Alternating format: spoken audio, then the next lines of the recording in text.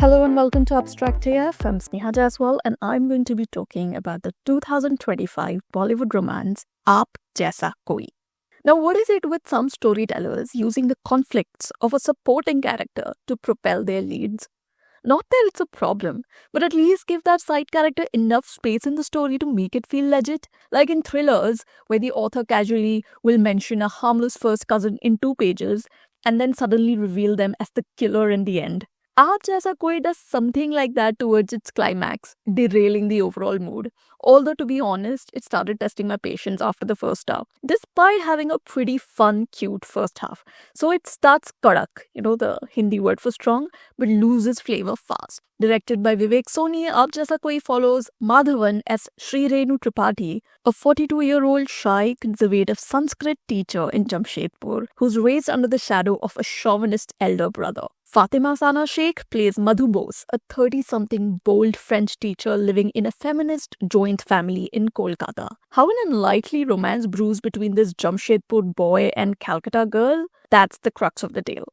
The film starts off with a 1990s flashback to a party with the hit song Koi Mil Gaya playing in the background. And if you must know, Karan Johar is a producer. A school-going Sri Renu approaches his crush and is hilariously rejected. Cut to 2024, Sri Renu is in his early 40s with zero romantic experience and fading future prospects. All that changes when his sister-in-law, played by Aisha Radha Mishra, brings along an arranged marriage proposal with the charming Madhu Bose. With an almost 2-hour runtime, Fatima Sana Sheikh's Madhu doesn't even make her dreamy entry until the first 20 minutes of Aap Jaisa Koi. But when she does, she gets a very Bollywood-style intro, mildly reminiscent of Sushmita Sen's gorgeous sari-clad professor role in Main Hoon Na. Until then, the film comically focuses on Madhavan's struggles as a single man. Sri Renu's close friend convinces him to join an app for anonymous audio text chats where you're never matched with the same person twice. With no hope for real-world romance, Sri Renu is content with his digital flirtations. Now, this bit in the film is portrayed entertainingly, including an entire song dedicated to Sri Renu's secret chat sessions where he imagines himself surrounded by beautiful women while doing his daily stuff. When he finally meets Madhu Bose for coffee, that's when love walks into his life for the first time. Now, Sri Renu and Madhu don't click immediately, and the Sanskrit teacher begins to wonder if someone is playing an elaborate prank on him. Why, after all, would a much younger, very attractive woman want anything to do with a boring guy like him? At least that's what he and his friend think.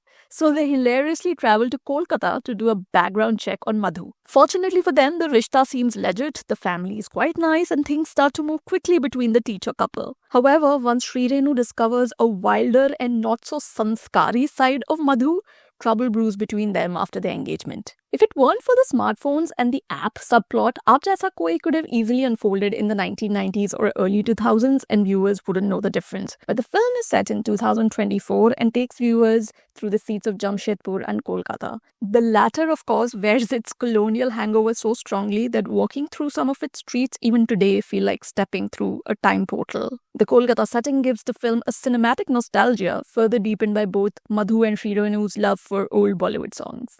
Okay, look, this is supposed to be a romantic comedy and I don't want to drone on and on about it. So at its heart, Aap Jaisa Koi tries to be a feminist romance about equal love, with Madhu challenging Sri Renu's patriarchal double standards about what makes a good woman. Although in the end, Madhu learns his lesson through a close relative's ordeal, the very side character who should have gotten more screen time. Despite starting off as a potentially refreshing romantic comedy, the humor vanishes in the second half of Aap Jaisa Koi, which also throws in the very cliched love rival in the mix. The music and the songs are strong elements early on, but in the climax, the background score becomes over the top and needlessly dramatic, trying to force the mood onto viewers. The on-screen chemistry between Madhavan and Fatima Shaikh is cutesy but not memorable. In the end, the film turns into yet another formulaic flick.